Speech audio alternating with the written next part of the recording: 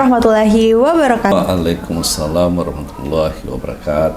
Halo Sobat Poltek, perkenalkan saya Kiki selaku host podcast perdana pada hari ini, yaitu podcast obrolan seru, siaran edukatif, ringan, dan unik.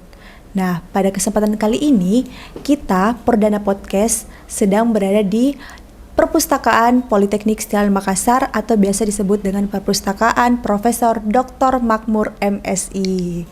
Nah, teman-teman, pada hari ini kita sudah kedatangan Bapak Direktur Politeknik Setiawan Makassar, Bapak Sulaiman Fattah MSI. Selamat sore Bapak. Selamat sore Kiki. Apa kabar Pak? Alhamdulillah baik. Bagaimana kabarnya Kiki? Alhamdulillah baik. Semoga teman-teman yang nonton juga dalam keadaan sehat. Amin ya rabbal alamin. Oke, Bapak, pada kesempatan kali ini kita akan mengadakan podcast ya yang terbagi menjadi 3 segmen, yaitu ada interview part 1 yaitu tentang dialog pribadi.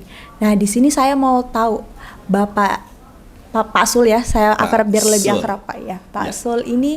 Pak Sul kecil ini hobinya apa sih? Terus perjalanan masa kecilnya itu bisa diceritakan enggak? Terima kasih banyak Kiki ya. Kalau perjalanan masa kecil saya ingin jelaskan. Saya lahir di Kampung Nelayan, ya, sebuah kampung kecil di Kabupaten Baru, ya. Sebagai anak nelayan pada masa itu, ya, saya lahir 1 Juni 1967, ya. Di kampung saya pada saat itu kira-kira saat itu ya. Semua anak-anak itu menjadi aset orang tua. Dalam artian hampir semua anak-anak itu terlibat membantu orang tua dalam aktivitas orang tua. Sehingga selain bermain sama seperti anak-anak yang lain, masa kecil saya diisi dengan terlibat membantu kesibukan orang tua. Jadi orang tua saya punya usaha gergaji, saya terlibat membantu. Orang tua saya punya kios atau toko kecil, saya ikut bantu, ya. Orang tua saya punya kebun, saya ikut bantu. Bertani, saya ikut bantu. Dan hampir tidak ada kegiatan orang tua di mana anak-anak tidak terlibat. Dan saya juga mengalaminya seperti itu. Baik, jadi lebih sering membantu orang tua. Jadi Pak Direktur ini berbakti sekali terhadap orang tua di masa kecil. Anak kampung seperti itu. Oh ya, baik Pak. Oke, kita ke pertanyaan selanjutnya. Saya juga mau tahu nih tentang pengalaman Bapak pada saat menjadi mahasiswa. Apakah pernah terlibat sebagai seorang aktivis, join di organisasi kampus? Bagaimana Pak? Terima kasih banyak Kiki ya untuk pertanyaan selanjutnya. Waktu mahasiswa ya. Waktu mahasiswa saya merasakan diri saya, kebetulan ini acaranya di perpustakaan. Andaikan mungkin waktu itu ada kegiatan untuk mempublish siapa mahasiswa dengan pengunjung paling rajin ke perpustakaan, mungkin saya termasuk orangnya yang rajin masuk perpustakaan. Saya ingat betul itu sampai ada tambahan kartu pengunjung, begitu seringnya saya ke perpustakaan. Lalu berikutnya saya aktif di himpunan, ya. Saya ingat ya, secara definitif itu di himpunan saya diberi amanah sebagai koordinator kajian, ya. Mungkin karena ada hubungannya dengan hobi pada masa itu ya, pada saat kuliah, membaca, mengkaji, berdiskusi dengan teman-teman, makanya diberi amanah menjadi koordinator bidang kajian pada saat kepengurusan. Selesai dari himpunan, lalu kemudian lanjut ke organisasi tingkat fakultas. Saya diberi amanah sebagai sekretaris Badan Perwakilan Mahasiswa. Nah, saya ingin cerita di Kiki, dulu di zaman saya dinamika kampus itu sangat tinggi ya. ada ketua senat diberhentikan, ada ketua badan perwakilan mahasiswa diberhentikan, sehingga saya juga pernah saya diberi amanah sebagai pelaksana harian ketua badan perwakilan mahasiswa. Namun definitifnya adalah sekretaris badan perwakilan mahasiswa. Jadi sebagaimana anak-anak yang lain ya di statusnya sebagai mahasiswa, saya menyempatkan diri menikmati itu, karena menurut saya mahasiswa itu harus identik dengan perpustakaan, identik dengan organisasi pada saat dia di kampus. Oke, jadi lebih sering menghabiskan waktu di perpustakaan dan juga melakukan kegiatan organisasi. Nah, tadi saya dengar sempat menjadi ketua, sekretaris. Itu memang cita-citanya Bapak menjadi seorang pemimpin atau bagaimana itu? Kalau menjadi pemimpin sepertinya bukan cita-cita saya ya. Menjadi pemimpin itu mungkin bagian dari proses yang dilewati ya. Saya lebih menyibukkan diri sebenarnya pada mengisi apa yang menurut saya harus saya lakukan. Jadi misalnya tadi itu membaca, berdiskusi, lalu kemudian terlibat dalam kajian-kajian ya, lalu berorganisasi di tingkat fakultas sebagaimana tuntutan mahasiswa. Tapi kalau sejatinya pertanyaannya Kiki, apakah punya cita-cita menjadi pemimpin? Sebenarnya saya tidak cita-citakan dalam artian seperti pemimpin formal di organisasi. Meskipun saya menyadari bahwa Kiki sebagai seorang muslim, kalau agama itu mengajarkan setiap kalian adalah pemimpin. Ya, sehingga bagaimanapun tanggung jawab sebagai pemimpin itu ada dan harusnya kita juga mempersiapkan diri untuk menjadi pemimpin jika sekiranya tanggung jawab itu ada. Tapi kalau ditanya apakah ada cita-cita menjadi pemimpin, jujur ya bahwa saya tidak membuat skenario khusus atau perencanaan khusus menjadi pemimpin. Begitu Kiki. Ya, baik.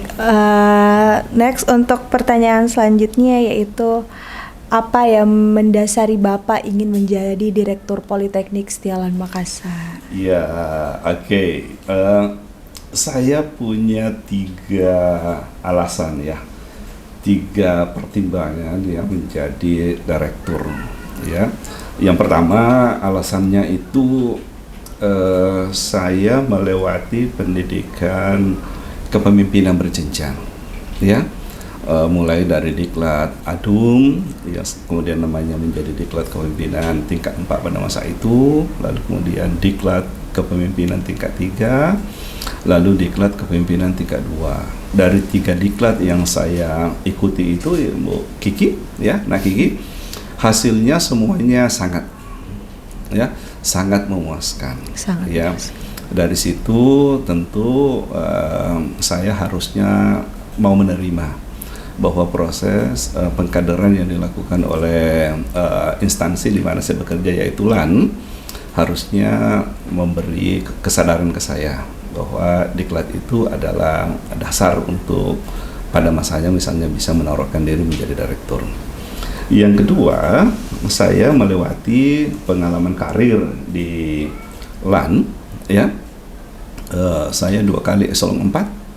Ya, lalu kemudian 2 kali memimpin unit, ya, organisasi ya non eselon itu, lalu 2 kali di eselon 3, ya, di jabatan berbeda, lalu kemudian menjadi direktur.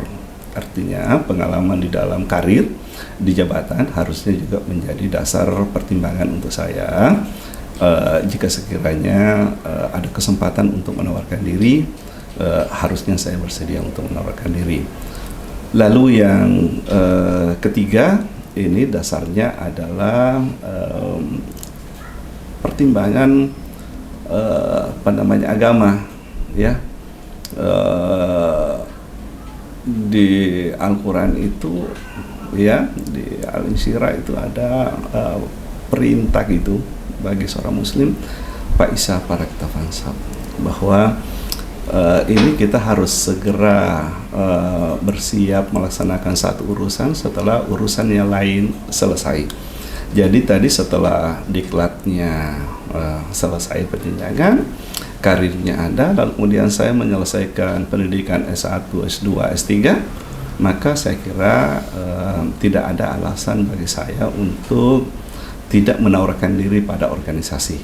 Ya, kalau teman memberi amanah, kalau pimpinan memberi amanah, kalau kira-kira agama atau Allah merestui, bismillah, saya coba untuk menjalankan amanah sebagai direktur dengan melihat posisi direktur ini sebagai ibadah.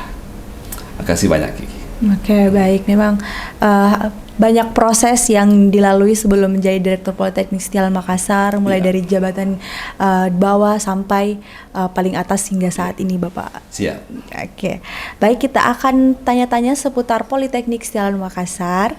Nah, sebelum masuk ke kampus ini bertanya-tanya sampai googling juga, ini kenapa sih harus ada terapan? Apa keunggulan dari ilmu terapan itu, Pak? Oke, Kiki, saya ingin menjelaskan dulu bahwa dari klasifikasi ilmu ya, kita memang mengenal ada ilmu murni atau pure science, kemudian ada ilmu terapan atau applied science. Semakin ke kondisi seperti saat ini, tuntutan akan ilmu terapan itu semakin diperlukan ya. Kampus ini bukan hanya memberikan wawasan keilmuan, tapi juga memberi keterampilan kepada peserta didik untuk bisa melaksanakan hal-hal yang berkaitan dengan bidang ilmunya. Ya, dia menawarkan hasil, dia menawarkan inovasi ya. Dengan terapan dia punya keterampilan untuk bisa membantu organisasi di mana nanti dia kelak bekerja dengan ilmu atau keterampilan yang dia dapat dari kampus. Ya, dulu kita pernah mendengar penjelasan bahwa kesusahan dari banyak sarjana itu adalah tantangan untuk kemampuan beradaptasi dengan lapangan kerja ketika dia selesai dan mencari kerjaan. Nah, dengan ilmu terapan, kira-kira tantangan atau kesulitan beradaptasi itu bisa teratasi karena dia sudah punya ilmu dan keterampilan pada saat dia mengikuti pendidikan. Di situ pentingnya. Oke, jadi ilmu terapan ini bermanfaat sekali untuk penunjang kerjanya nanti, karena memang ilmu terapan ini lebih ke keterampilan dan kreativitas ilmunya nanti, Pak. Iya, betul. Setelah dia punya basic ilmu, punya pengetahuannya, maka kemudian dia ditambahkan dengan keterampilan, ya, kemampuan untuk mengoperasionalkan, mempraktekkan ilmu yang diperoleh. Begitu, Kiki. Baik. Sangat-sangat bermanfaat untuk kedepannya. Oke, Pak, pertanyaan selanjutnya yaitu apa sih perbedaan Politeknik Setiawan Makassar yang dulu dan sekarang? Politeknik Setiawan yang dulu dan sekarang. Oke, saya sampaikan ke Gigi, saya masuk di LAN ya, atau di Setiawan yang Gigi tanyakan itu tahun 1994 ya, dengan Setiawan itu sebagai pendidikan akademik yang kemudian dipahami seperti itu karena kurikulum yang diajarkan di Politeknik Setiawan itu dinilai sama atau secara umum sama dengan pendidikan akademik yang ada di perguruan tinggi umum. Nah, kemudian muncul kebijakan dari pemerintah untuk semua pendidikan di bawah kementerian dan lembaga perguruan tinggi, maksud saya di bawah kementerian dan lembaga itu untuk berubah fokus dari pendidikan akademik ke pendidikan terapan. Jadi bedanya STIA dulu adalah STIA yang secara umum sama atau menyerupai pendidikan akademik yang ada di perguruan tinggi umum. Dan sekarang ini dengan pendidikan dengan status baru sebagai politeknik Setiawan, maka bidang ilmu yang diajarkan ada pada pendidikan vokasi. Jadi bergeser dari nuansa akademik ke betul-betul pendidikan vokasi. Jadi dulu menjadi kampus pendidikan akademik, sekarang berpindah ke pendidikan vokasi. Kampus pendidikan akademik, meskipun dulu itu peserta didiknya adalah pegawai, orang-orang bekerja, tapi dulu ini diberi wawasan akademik, ya. Sekarang ini mahasiswanya banyak yang sama seperti Kiki, ya, anak-anak muda yang bergairah, ya. Tapi yang kita berikan kemudian adalah pendidikan terapan. Ya, dia punya wawasan akademik dan kemudian ditambahkan dengan bidang ilmu terapan. Begitu, Kiki. Baik, pertanyaan selanjutnya yaitu harapan atau impian Bapak terhadap kampus kita ini. Ini pertanyaannya agak berat ya. Tapi semua orang yang menjadi pemimpin harusnya punya harapan, punya impian. Apa harapan saya? Harapan saya tentu yang pertama harusnya melihat Politeknik Setiawan lebih besar dari keadaan sekarang. Lebih besarnya diukur dari yang pertama jumlah mahasiswanya menjadi lebih banyak. Kota mahasiswa. Ya. Yang kedua mungkin prodinya ya bisa lebih berkembang. Jadi suatu ketika nanti akan semakin banyak bidang ilmu yang diperoleh. Yang ketiga ya kampusnya bisa lebih besar dari yang sekarang. Semua sarana prasarana yang ada di dalamnya menjadi lebih bagus dibanding yang sekarang. Dengan begitu pada masanya kita berharap bahwa STIawan ini akan semakin terkenal, akan semakin dilihat sebagai kampus yang berbeda dari perguruan tinggi yang lain, ya. Kalau mengikuti bahasa pemasaran, kira-kira ini kampus nanti semakin kompetitif lah, kira-kira begitu. Begitu, Kiki. Ya, mungkin harapannya kampusnya lebih baik lagi, mulai dari fasilitas, jurusan-jurusannya juga bisa ditambah lagi untuk menambah ilmu anak-anak yang memang berminat pada bidangnya itu, Pak. Ya, lebih menarik bagi orang-orang yang ada di dalam, mahasiswanya yang ada di dalam, ya, kampus ini menjadi betah untuk tinggal berlama-lama. Lalu kemudian masyarakat umum, baik itu mahasiswa, dosen atau yang lain, mau ke sini, berkunjung di sini, belajar di sini. Orang-orang akan menjadikannya kira-kira pilihan. Kalau ada waktu untuk keluar, maka tempat yang bagus untuk didatangi adalah Politeknik Setiawan. Oke, Bapak, kita berpindah sesi ke sesi Q&A. Oke, siap. Jadi ada pertanyaan dari media sosial Politeknik Setiawan Makassar. Di sini ada beberapa pertanyaan. Oke, kita mulai dari Difar Salsabila. Dipar Salsabila. Oke, Dipar, makasih banyak pertanyaannya. Pertanyaannya, kapan diperbesar parkiran, Pak? Kapan diperbesar parkiran?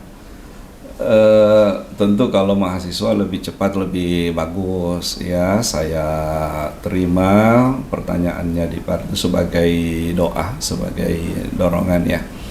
Mudah-mudahan dalam waktu yang tidak terlalu lama parkirannya bisa kita perluas, ya, khusus teman-teman anak-anakku mahasiswa yang pakai kendaraan motor, ya. Oke, nanti parkir motornya bisa dibuat bertingkat, ya, sehingga lebih lebih gampang untuk mencari tempat parkir, ya. Lebih aman juga kira-kira motornya itu, ya, bisa kita awasi dengan parkir yang ada. Terima kasih doanya. Saya terima sebagai doa ya. Jadi Diva sabar ya untuk kedepannya mungkin akan lebih baik lagi. Jadi perhatian. Insya Jadi Allah. perhatian. Insya Allah. Ini sudah diketahui oleh Bapak. Ya. Oke Pak, ada pertanyaan selanjutnya yaitu dari Andini_IIZ. Andini, makasih banyak Andini. Izin bertanya Pak, apa sih keutamaan mahasiswa mengikuti ujian kompetensi? Jangan jadi keutamaan ya, karena nanti kalau jadi keutamaan kira-kira takutnya nanti dimaknai sebagai pilihan, boleh diikuti, boleh tidak. Ya, harusnya dilihat sebagai, dan harusnya seperti itu memang kebijakannya harus diikuti ya, ujian kompetensi. Karena dengan kompetensi yang diperoleh yang nanti dibuktikan dengan sertifikat kompetensi, maka mahasiswa atau alumni Politeknik Setiawan selain dia mendapatkan ijazah, dia mendapatkan sertifikat kompetensi. Dengan sertifikat kompetensi yang ada itu lebih memudahkan untuk menunjukkan dirinya dengan kapasitas yang dipunyai.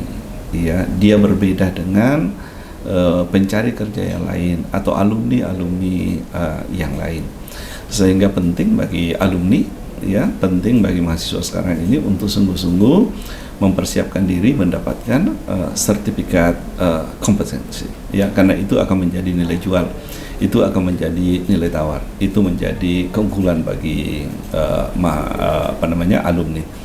Makasih banyak Kiki, itu yang harus diperhatikan. Jadi memang kalau setelah dikeluarkan sertifikat LSP ini bermanfaat bagi penunjang karir atau pekerjaan yang ingin diikuti nantinya Pak? Oh iya, karena itu menjadi satu nilai tambah ya, satu nilai tawar bagi pencari kerja dengan sertifikat kompetensi yang dipunyai.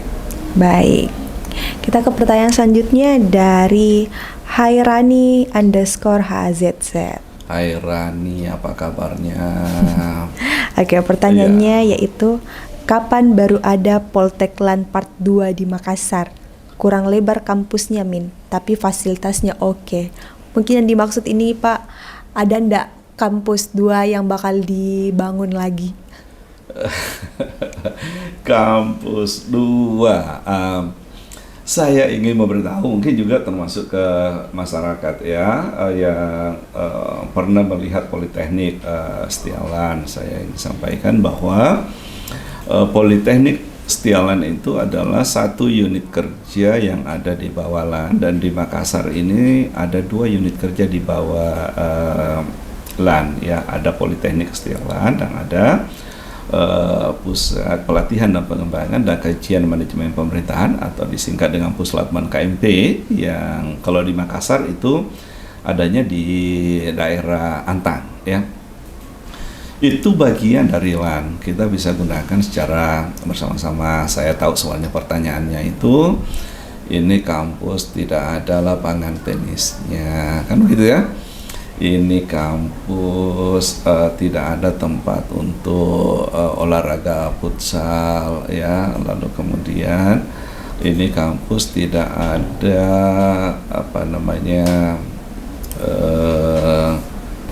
tempat untuk main bulu tangkis yang memenuhi standar. Nah, semua itu ada di kantor LAN di Puslatban KMP yang dekat dari sini. Ya, jadi secara prinsip semuanya kita bisa gunakan secara bersama-sama.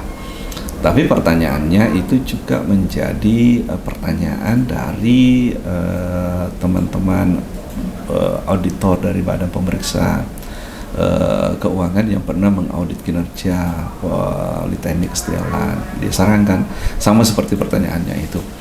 Harusnya kami memperhatikan itu ada fasilitas-fasilitas yang lengkap untuk mahasiswa tanpa keluar kampus ya. Jadi nanti kita menjadi menjadi concern kami, menjadi perhatian kami juga bagaimana menyiapkan sarana prasarana yang memadai untuk mahasiswa. Ada tempat untuk main voli, ada tempat untuk futsal, ada tempat untuk bersantai itu dan lain-lainnya. Saya terima sebagai doa ya. Baik. Insya Allah. Oke. Ya. Jadi insya Allah semoga ada kampus 2 Polteklan dan Ada. tadi juga disebut kita bisa gunakan fasilitas yang ada di Lan Antang ya Pak. Bisa digunakan bersama-sama. Iya, sama-sama di bawah bendera Lan. Baik. Oke, pertanyaan selanjutnya dari Widya Permatasari. Widya, makasih banyak Widya. Sarpars sering menjadi permasalahan mahasiswa. Bagaimana pendapat Bapak? Sarana prasarana sering menjadi permasalahan mahasiswa ya. Mungkin karena tadi nyambung dengan pertanyaan sebelumnya ya. Sekaligus itu mungkin juga pembuktian bahwa mahasiswanya kita alhamdulillah banyak ya. Sehingga mungkin rebutan parkir, mungkin rebutan tempat duduk di gazebo, mungkin rebutan tempat duduk di kantin gitu ya. Ya akan menjadi catatan untuk kami ya, karena semakin banyak yang datang menggunakan, tentu keterbatasan itu akan semakin terasa. Ya lalu mungkin nanti yang lain yang ditanyakan ya, sarana prasarana kalau mahasiswa itu ada tempat atau loker misalnya di kelas gitu ya. Di banyak di banyak kampus ya mungkin ada itu, dan mungkin nanti bisa menjadi benchmark ya, nanti akan menjadi concern di kami, tapi sama seperti sebelumnya itu menjadi doa dan ya. harapan. Baik. Oke. Kita ke pertanyaan selanjutnya dari Mulmates. Mulmates. Ya, makasih Mulmates. Ini kayaknya mahasiswa ini yang bertanya. Bagaimana tanggapan Bapak jika ada mahasiswa yang berduaan di kampus? Berduaan di kampus itu normal, ya. Yang saya takutkan itu Kiki, kalau mahasiswa ini mayoritas malah suka sendiri. Karena dengan suka sendiri, masalahnya dia nikmati sendiri, bahagianya dia nikmati sendiri. Takutnya malah kalau masalahnya banyak, lalu tidak ada teman berbagi ceritanya, itu bisa menjadi sangat negatif. Jadi saya malah mau dorong, itu teman-teman mahasiswa ini, anak-anak semua mahasiswa, tolong temukan temannya, ya. Dan hindari kebiasaan menyendiri, ya, berduaan lah. Dan seringkali mungkin kita juga suka salah memahami ya, kalau ada orang yang berdua, apalagi berdua kelihatannya dengan lawan jenis, maka dipandang itu negatif. Tidak harus begitu. Ya, karena biasanya kita malah menjadi lebih serius. Kalau pengalaman saya Kiki, waktu kuliah saya ingin berbagi ya. Iya, Pak. Saya lebih tertantang rasanya itu kalau diskusi dengan teman perempuan, apalagi kalau saya ditanya mata kuliah. Waktu mahasiswa itu banyak, kamu tanya, dia tanya, tahu nggak ini, ingat nggak ini, bagaimana pendapatmu tentang ini. Rasa-rasanya sangat menantang tuh kalau yang tanya teman-teman perempuan. Dan banyak juga mungkin yang perempuan itu dia cari teman laki-lakinya yang mungkin dia lihat menarik untuk diajak berdiskusi, begitu ya. Jadi kita harus berpikir positif dengan yang berduaan. Okay. Ya, yang berdua mungkin dia tambahin temannya jadi bertiga, jadi berempat. Karena kalau cuma berdua takutnya bosan juga. Ya, ibaratnya main, kalau cuma berdua berarti cuma main catur aja terus, tapi kalau berempat bisa dengan permainan yang berbeda. Jadi teman-teman jangan suka menyendiri. Jangan menyendiri, jangan takut berdua. Direktur Poltek mendorong untuk temukan temannya. Berinteraksi lagi. Berinteraksi ya, kan bisa lagi. Berdiskusi pelajaran. Cerita tentang masa depan juga boleh. Ya. Iya. Ya, apalagi kalau seumur Kiki sekarang. Semester berapa Kiki ini? Semester 4, Pak. Semester 4, sudah waktunya cerita lebih dinamis lagi. Kiki pandangannya tentang masa depan seperti apa, pandangannya tentang hidup seperti apa, laki-laki yang ideal itu seperti apa, didiskusikan dari sekarang. Dan untuk bertanya laki-laki yang ideal, ditanya kepada yang laki-laki juga, supaya dia juga bisa lebih fair menceritakan laki-laki yang baik itu seperti apa. Tadi itu tips dari Bapak Ya. untuk mencari lelaki ideal. Sekaligus jangan selalu dengan prem negatif dengan orang yang berdua. Baik. Oke Pak, kita ke pertanyaan selanjutnya. Siap Kiki.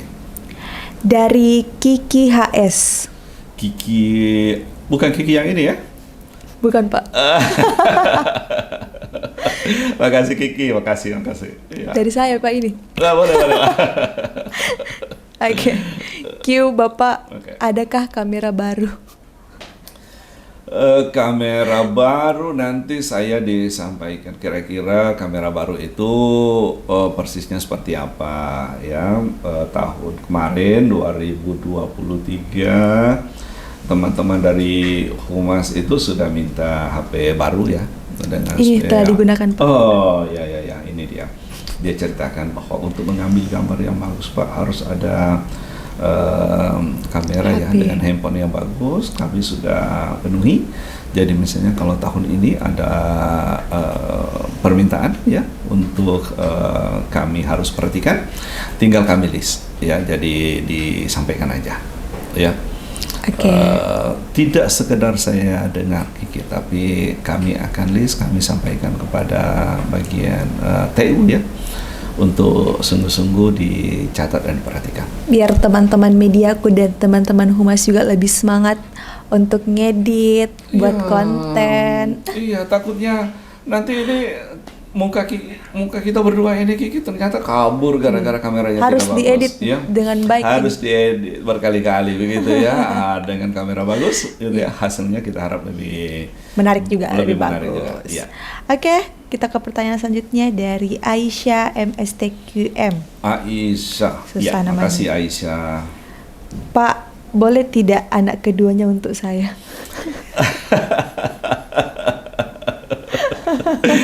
Anak kedua saya sampaikan nanti ya, atau nanti saya kirimkan nanti filmnya atau videonya ini. Ada loh ya mau kenalan dengan anak kedua nih ya, ada mungkin nanti tim editor bisa cantumkan fotonya anaknya Bapak. Ide yang bagus sehingga dia juga bergairah ya. Karena anak saya itu yang kedua, pas kena sebut anak yang kedua, anak saya yang kedua itu termasuk yang saya perhatikan sangat serius dengan kesibukan pribadinya dengan teman-teman laki-lakinya ya, main main bulu tangkis atau olahraga yang lain, ikut kajian, sekarang lagi ngambil S2 ya. Di mana tuh Pak S2? Di IPB, Institut Pertanian Bogor. Satu waktu dia cerita ke saya, ini ayah, dia panggil saya ayah. Ini ayah lihat saya sepertinya menjadi lebih tua dari usia. Saya bilang, wah ini kamu terlalu serius. Nah ini ada yang bagus. Dari siapa tadi? Dari Aisyah Pak. Dari Aisyah. Nih ada Aisyah nih yang mau kenalan dengan Rio. Namanya Rio, anak kedua saya itu namanya Yoyo. Nah dapat tantangan tuh, dapat teman baru. Teman baru, kayak Kario. Kario dapat teman baru. Nanti minta nomor HP-nya. Nanti saya kirim ke Rio ya.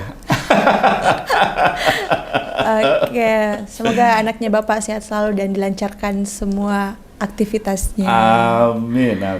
Aisyah jangan lupa di note dapat teman baru.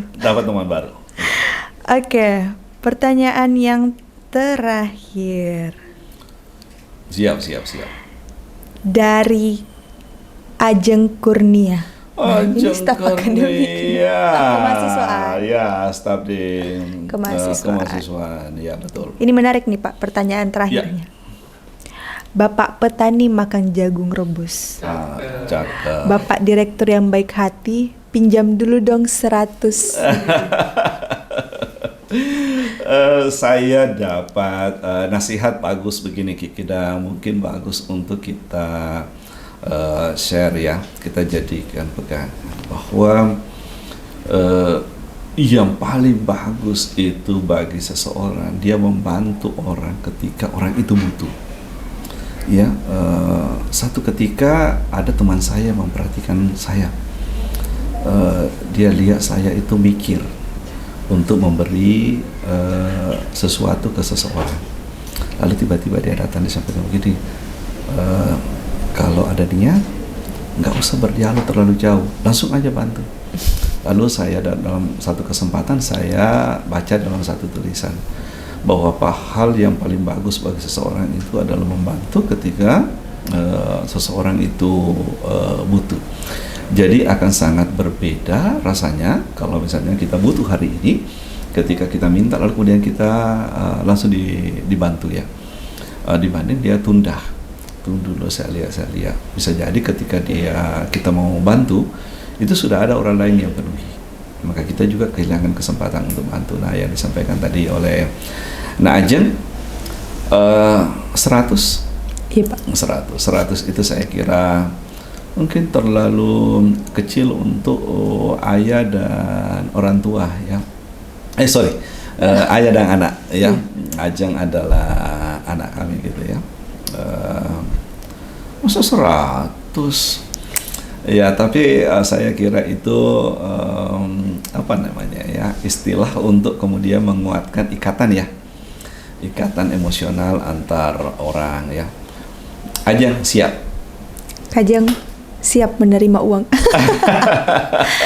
Oke Pak, kiranya tadi pertanyaan dari Kak Ajeng menutup sesi pertanyaan semuanya. Terima kasih banyak Kiki. Sebelum itu saya mau mendengarkan closing statement dari Bapak. Silakan Pak. Closing statement Kiki ya, saya ada 2 pesan kira-kira yang saya jadikan sebagai closing statement. Yang pertama, saya sebagai direktur, saya mengajak kepada masyarakat luas ya untuk berkunjung ke Politeknik Setialan Makassar. Dengan berkunjung kira-kira ke Politeknik Setiawan Makassar, Anda akan melihat bahwa ada kampus ya di sini dengan keadaan yang seperti ini ya, yang kemudian bisa menginspirasi banyak orang untuk hadir ya. Dengan hadir di sini tentu dia akan menceritakan kepada orang lain, dan pada saatnya akan mengundang semua orang untuk ke sini, termasuk calon mahasiswa untuk kemudian ke sini. Yang kedua, saya doakan acaranya Kiki ini ya, mungkin ini karena ini acara perdana ya, betul, Pak. Masih banyak tantangannya ya, masih mencari bentuk, lalu kemudian narasumbernya orang dalam ya. Saya doakan, saya dorong nanti Kiki dicari narasumber mungkin nanti yang kemudian lebih menarik ya. Saya mensupport siapa saja yang nanti dilantik jadi presiden, wakil presiden, mungkin Kiki bisa agendakan untuk menjadi narasumbernya begitu ya. Atau ada artis yang terkenal gitu ya, bisa diundang menjadi narasumber biar lebih menarik lagi. Ya, sebagai direktur saya support, saya dukung Kiki untuk kemudian mencari narasumber yang membuat agendanya Kiki ini menjadi lebih menarik, menjadi lebih hidup, dan tentu saya doakan ini akan berkesinambungan. Baik. Saya ucapkan banyak terima kasih kepada Bapak Direktur Politeknik Setiawan Makassar telah hadir. Suatu kebanggaan bagi saya dan teman-teman semua bisa hadir pada podcast perdana kami ini. Saya yang terima kasih sudah diundang ya. Sudah mengambil bagian dari agendanya Kiki dan teman-teman humas. Terima kasih banyak. Baik, teman-teman, terima kasih telah menyaksikan podcast perdana pada hari ini, yaitu obrolan seru, siaran edukatif, ringan, dan unik.